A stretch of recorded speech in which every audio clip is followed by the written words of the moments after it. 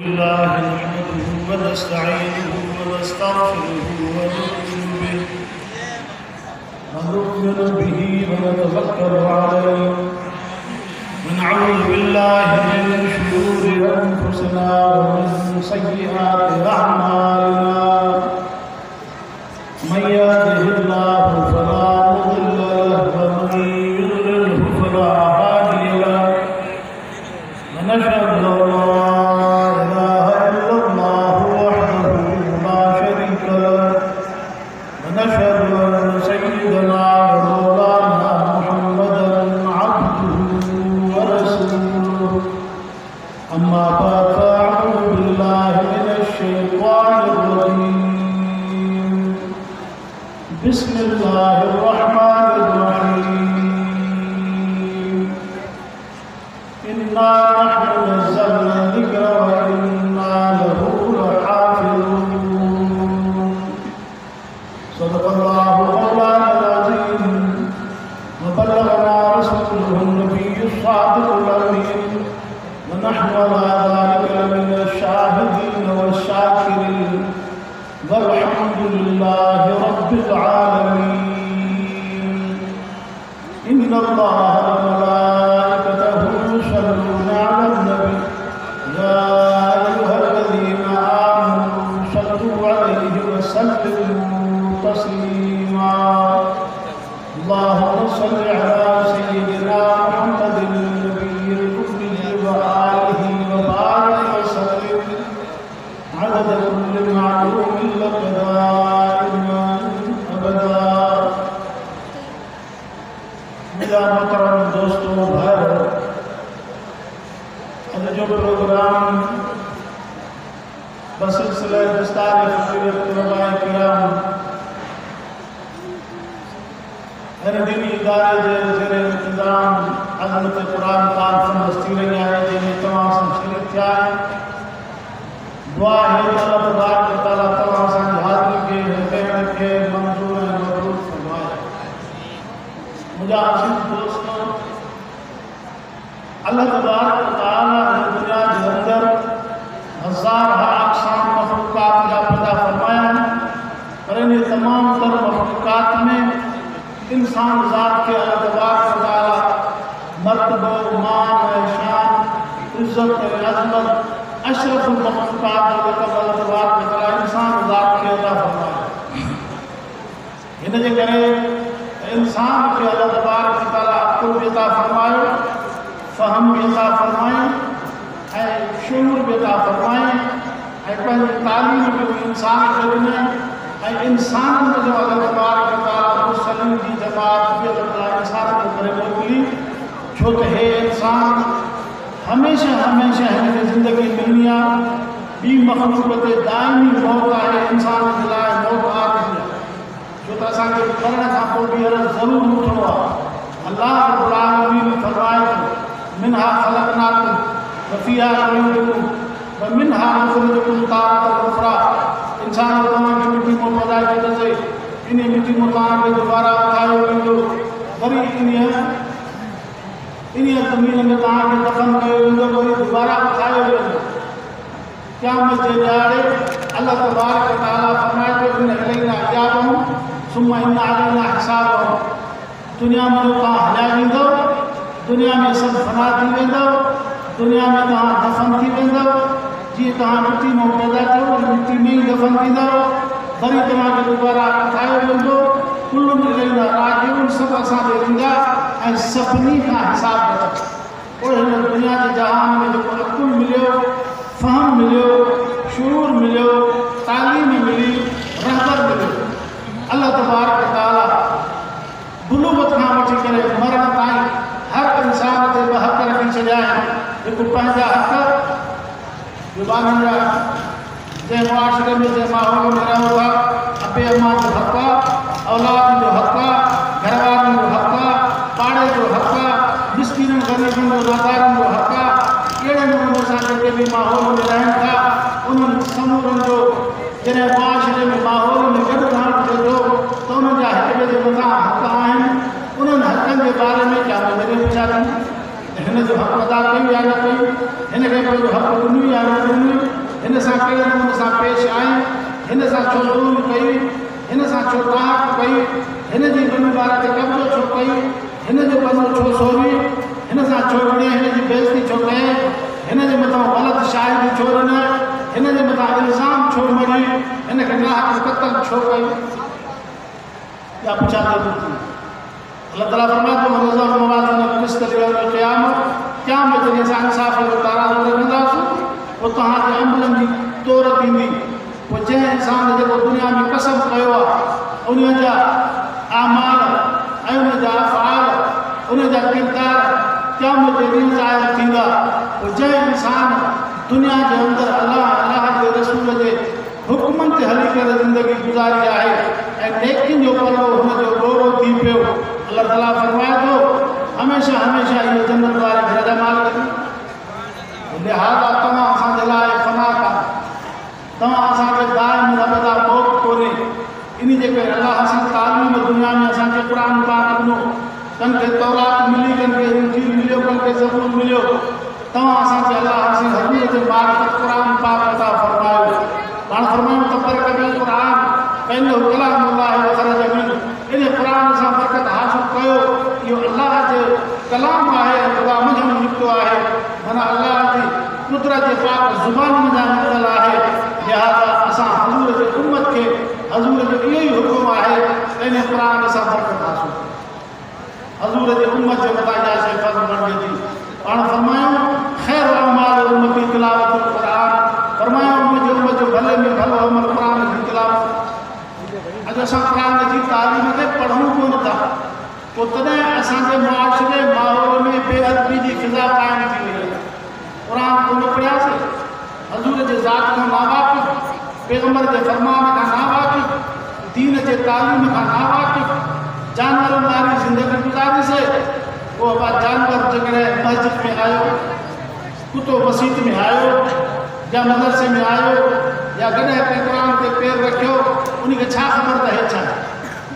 अॼु माहौल कहिड़े क़िस्म जो कमु थी वियो।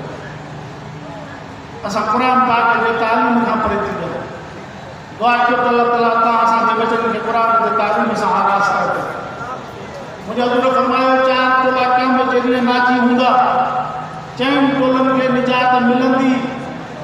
हिकिड़ा उहे जेके क़ुर पढ़ाइण वारा, ॿिया उहे जेके क़ुर पढ़ण वारा, टियां उहे जेके क़ुर ॿुधण वारा, जे तव्हां सां ॿुधण जे ॾींहं सां दुआ कयो त अल्लाह ताला उन्हनि में जमा करे क़ुर ॿुधण वारनि खे बि निजात मिलंदी। ऐं चौथे नंबर में फरमायूं त अल्लाह जे क़ुर सां मुहबत करणु, दीन वारनि सां मुहबत, दीन वारनि सां तालुक़, दीनदारनि जी हमनशीनी, उथणु वेहणु घुमणु फिरणु उन्हनि सचनि माण्हुनि सां।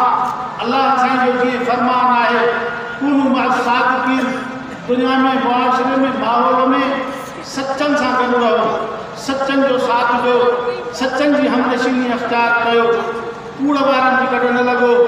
बाबा दीन सचो, क़ुर सचो, रसूल सचो, शरीयत सची, अल्लाह जो रसूल मोहम्मद रसूलुल्लाह सचो, अल्लाह जो नबी, इहो रस्तो ई सचनि जो आहे। तंहिंजे करे दुनिया में असांजे मुआशिरे में इन्हनि सचनि जो साथ ॾियणो पवंदो जेके सच जे तरीक़े ते हलंदा। अॼु दुनिया जे अंदरि घणा ई रस्ता आहिनि। मुंहिंजे हज़ूर फरमायो त मुंहिंजे उम्मत जा 72 फ़िरका थिया, मुंहिंजे उम्मत जा 73 फ़िरका थींदा। पाण फरमायो त सभई चवंदा त असां हक़ ते आहियूं, पर हज़ूर जन फरमायो कुल्लुहुम फिन्नार, हड़ई जहन्नमी हूंदा, सभु जहन्नमी हूंदा, इल्ला जमात वाहिद, हिकिड़ी जमात हूंदी जेका हक़ ते हूंदी। साहबा किराम सुवाल कयो मन या रसूल अल्लाह, अल्लाह जा रसूल उहे कहिड़ा हूंदा। पाण फरमायो मां अलैहि सहाबी, मां मुंहिंजा सहाबी जंहिं रस्ते ते हलनि था, इहे ई माण्हू जेके इन रस्ते ते हलण वारा आहिनि, इहे ई सही आहे।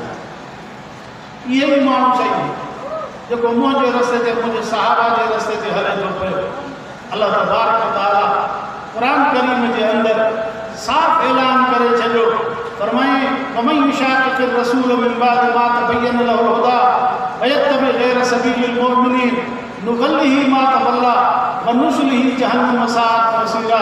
अल्लाह ताला फरमाए थो त जंहिं रसूल जी मुखालफ़त कई, पोइ जंहिं रसूल खे असां हक़ ऐं सच सां मोकिलियोसीं ऐं पैरोकार नबीअ जे यारनि जो पैरोकार न थियो, पैगम्बर जे शागिर्दनि जो रस्तो अख़्तियार न कयईं ऐं पैगम्बर जे रस्ते खां हटी वियो, हज़ूर जे तालीम खां बि हटी वियो, पैगम्बर जे पैरोकारनि जो बि रस्तो अख़्तियार न कयईं, हज़ूर जे शागिर्दनि खां बि नफ़रत कयईं।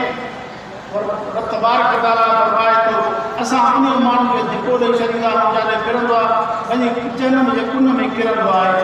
अज़ीज़ो, अॼु दुनिया जे अंदरि दीनदारनि खां नफ़रत करी वञे थी त दीनदारनि खां कई वञे थी, नफ़रत कई वञे थी त क़ुर वारनि खां कई वञे थी, हक़ ते हलण वारनि खां नफ़रत कई वञे थी। अॼु शैतान अहिड़ो हिकिड़ो आवाज़ उथारे छॾियो आहे, हिकिड़ा अहिड़ा असबाबुल नुज़ुल पैदा थी चुका आहिनि जंहिंजे करे माण्हू दीन खां नफ़रत थो करे, दीनदारनि खां नफ़रत थो करे पियो। तव्हां ॾिसो अॼु हिन असांजे हिन मुआशिरे माहौल जे अंदरि दीनी इदारनि जे ख़िलाफ़ कॾहिं मस्जिदुनि खे टाथो वञे थो, कॾहिं दीनी इदारनि वारनि खे तंग कयो वञे थो, कॾहिं हज़ूर जे ताक़त जे नामूं से रिसालत जी जंग मुस्लमाननि खे लड़णी पवे थी पई, कादियाननि जो टोलो, यहूदियुनि जो टोलो, इहे सभु निकिरी पिया आहिनि जेके हज़ूर जे इज़त जे मथां हमिलो करनि था पिया। इहे गुस्ताखाना जेके अल्फाज़ चवनि था या गुस्ताखाना जेके खाका शाया करनि था या जेके बि दीनी इदारनि जे ख़िलाफ़ सोच रखनि था, या यहूदी लाबी जी साज़िश आहे, यहूदी लाबी कादियानी लाबी जी साज़िश आहे। अहिड़े क़िस्म जी इहा साज़िश शुरू थी चुकी आहे। असांखे ख़बरदार थियणो पवंदो, असांखे हिन पंहिंजे मुआशिरे माहौल जे अंदरि सचे ऐं कूड़े जी तमीज़ रखणी पवंदी, आले हक़ जो पासो वठणो पवंदो।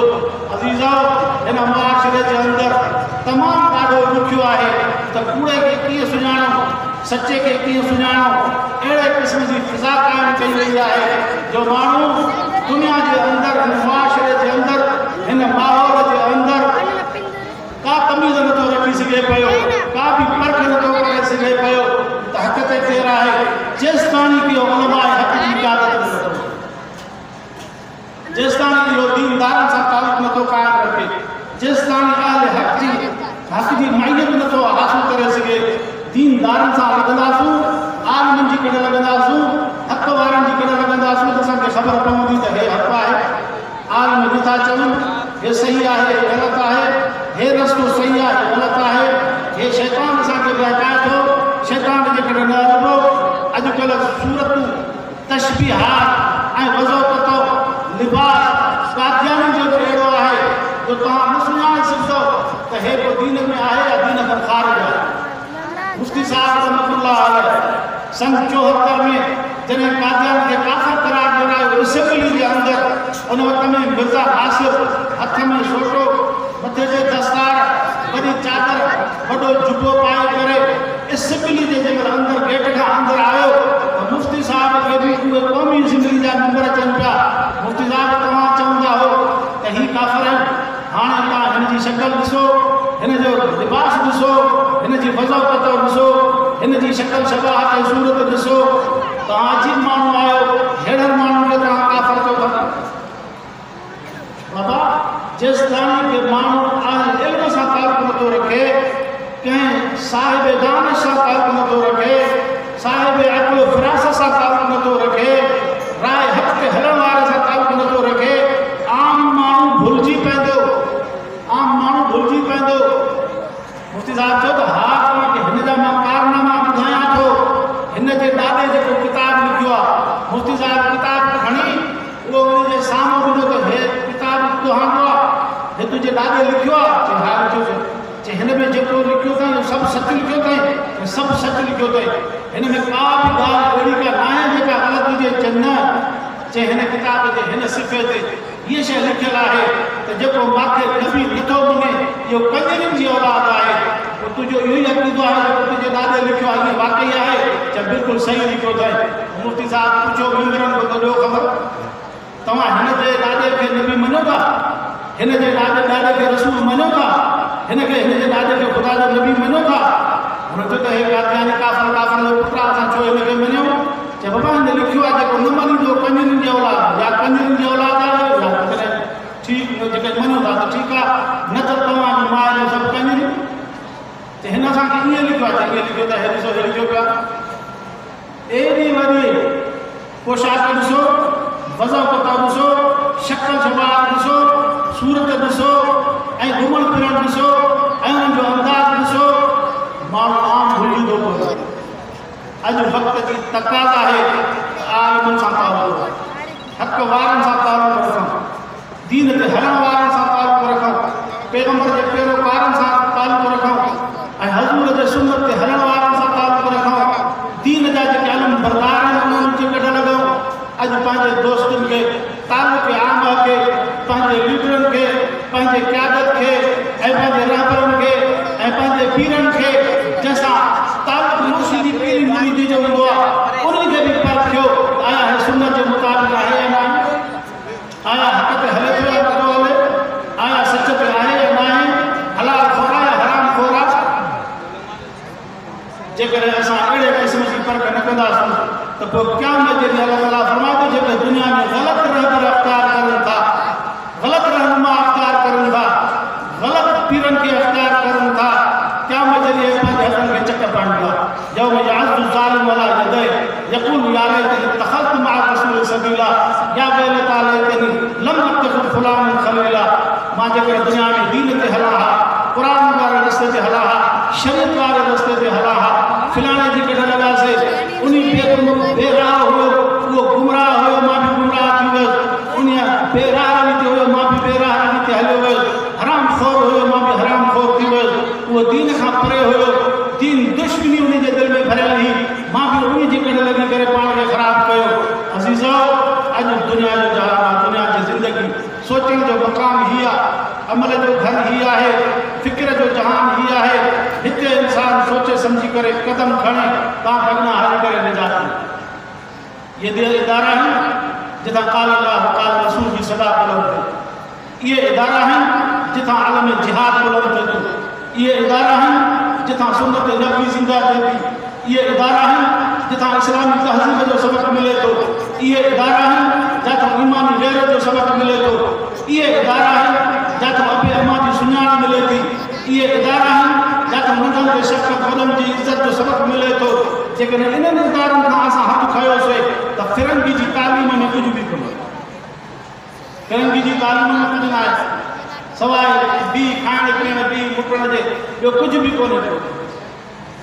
बसि दुनिया जा 4 अखर गिट गिट पढ़े, बसि दुनिया जी ज़िंदगी, बाक़ी आख़िरत वारी ज़िंदगी सां उन जो A to Z ताईं कोई भी वास्तो न आहे। आख़िरत जी ज़िंदगी, आख़िरत जी हयाती सां उन जो तालीम जो कोई वास्तो न आहे। हे बचड़ो जेको अॼु फारिग थियो आहे, हज़ूर फरमायो लिकुल शैइन क़ल्बुन व क़ल्बुल क़ुरान यासीन, पाण फरमायो हर शइ जी दिलि थींदी अथव, क़ुरान जी दिलि यासीन मुबारक अथव। हे बचड़ो जेको अॼु क़ुरान जो हाफ़िज़ थियो, इहो जेकॾहिं पंहिंजे अबे अम्मा, पंहिंजे ॾाॾे नाने ॾाॾे नानी ऐं ॾाॾी जे क़बर ते वञी पींदो, पंहिंजे अज़ीज़नि अक़ारिब जे क़ब्रस्तान ते वञी वेहंदो, हिकिड़ो दफ़ो छड़ो सूरत यासीन पढ़ंदो न, अल्लाह ताला फरमाए थो त मुंहिंजो हज़ूर फरमायो त अल्लाह तबारक व तआला इन जे नाम अमाल में क़ुरान जे 10 ख़तमनि जो सवाबु लिखाईंदो ऐं जंहिंखे सवाबु बख़्शे हुनखे बि क़ुरान जे 10 ख़तमनि जो सवाबु छड़ो हिकिड़ो दफ़ो यासीन मुबारक कंदो, 3 दफ़ा कुल अलाह पढ़े त सॼे क़ुरान जो ख़तमु।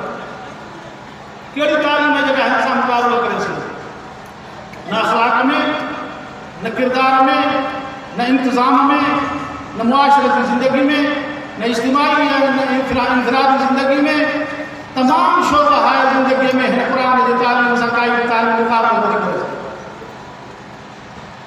जेका बि तालीम, जेका तव्हां इंग्लैंड में वञो, फ्रांस में वञो, चाइना में वञो, रूस में वञो, बरतानिया में वञो, अमेरिका में वञो, जिथे बि तव्हां वञो, तव्हांखे सिर्फ़ु कारोबार सेखारींदा, बाबा तव्हां बिज़नेसमैन कीअं थींदव, दुनिया खे लुटींदव कीअं, दुनिया खे भुलींदव कीअं, दुनिया में ॾाढ कीअं कंदव, ॿिए सां लुचाई कीअं कंदव, ॿिए सां ठगी कीअं कंदव, माल ते कब्ज़ो कीअं कंदव, तव्हां पैसो कीअं हासिलु कंदव, बसि तव्हां दुनिया जा रुतबा कीअं हासिलु कंदव।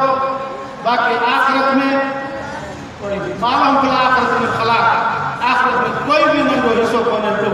दुआ कयो असांजे इदारनि जे लाइ अल्लाह ताला उनखे ता क़यामत आबाद रखे। मां मुबारकबाद ॾियां थो उन इदारे वारनि खे, उन्हनि बचड़नि खे जेके हाफ़िज़ थिया, उहे जेके आलिम थिया, जन क़ुरान ॾिसी पूरो कयो, ऐं उन्हनि जे वालिदैन खे मुबारक ॾियां थो।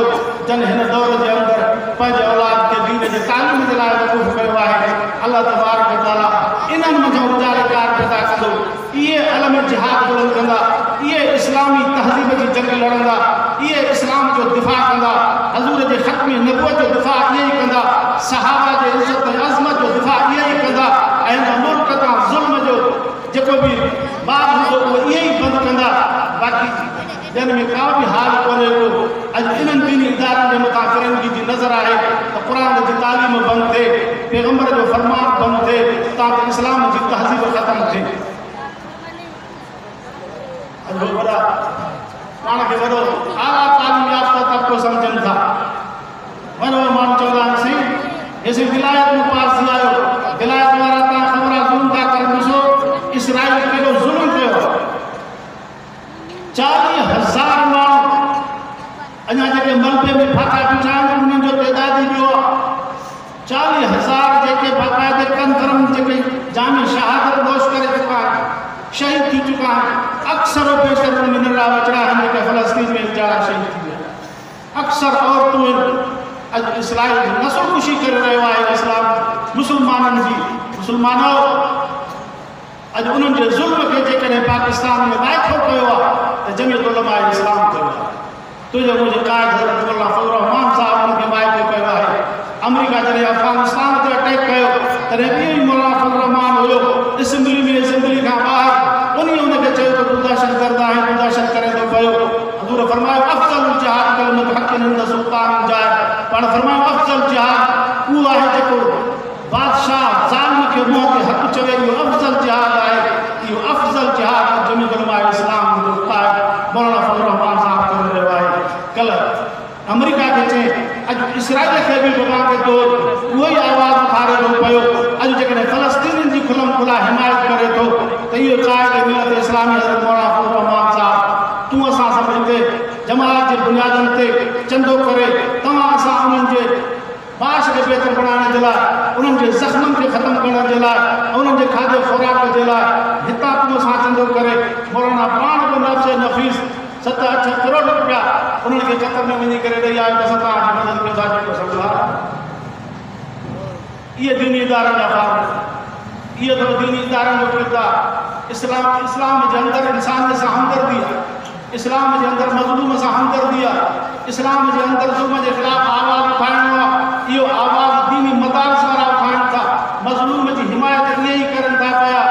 इस्लाम जी उहा सही माना में हक़ीक़त खे इहे ई ॼाणनि था पिया जो उन्हनि जो दर्द पंहिंजो दर्द सां महसूसु कयूं था पिया, उन्हनि जी ख़ुशी असां पंहिंजी ख़ुशी महसूसु कयूं था पिया। इहो इस्लामी सबक़ इहो ई हज़ूर जी तालीम इहा ई दुआ कयो अल्लाह ताला हिन इदारनि खे क़यामत ताईं वरिसे आबाद फरमाए। मां उन्हनि जे लाइ बि दुआ आहियां जेके इदारनि सां वीचारा पंहिंजे हलाल कोरे में जा रिस्क में जा पंहिंजे घर जे कोरे में जा इन्हनि मदारनि सां ताउन करनि था पिया। इहो ई तव्हांजो ताउन मदरसनि सां जिते यतीम बचड़ा पढ़नि था, मिसकीन पढ़नि था, जिथां इलाही कलमतुल्लाह थींदो, जिथां ख़ुदा जो नालो रोशन थींदो, जिथां ज़ुल्म जे ख़िलाफ़ आवाज़ उथंदो, मज़लूम जे हिमायत में आवाज़ उथंदो, जिथां इस्लामी तहज़ीब उजागर थींदी। इहे ई बचड़ा तव्हांजे लाइ आख़िरत में निजात छुटकारे जे बाबति इहो तव्हांजो फंड तव्हांजे लाइ उहे दर्जात जो सबबु बणंदो। अल्लाह तबारक व तआला तव्हां असां सभिनी खे दीनी इदारनि सां ताल्लुक़ क़ाइम करण जी तौफ़ीक़ अता फरमाए ऐं उलमाए हक़ जी क़यादत असांखे नसीब फरमाए। अल्लाह तबारक व तआला बेराह रवी खां असांखे बचाए ऐं दुनियादारनि जे ताल्लुक़ खां अल्लाह ताला असांखे महफ़ूज़ रखे। दीनदारनि सां ताल्लुक़ क़ाइम कयो, हक़ ऐं सच वारनि जो साथ ॾियो ऐं मरण घड़ीअ ताईं अल्लाह जे रसूल जे हुक्मनि ते पाबंदी सां अमल करण वारा थियो। अल्लाह तबारक व तआला असांजे हिन हाज़िर खे क़बूल फरमाए, उस्तादनि जे महिनत ख़ातिरनि जे ख़िदमत खे वारनि जे ताउन खे बि क़बूल फरमाए।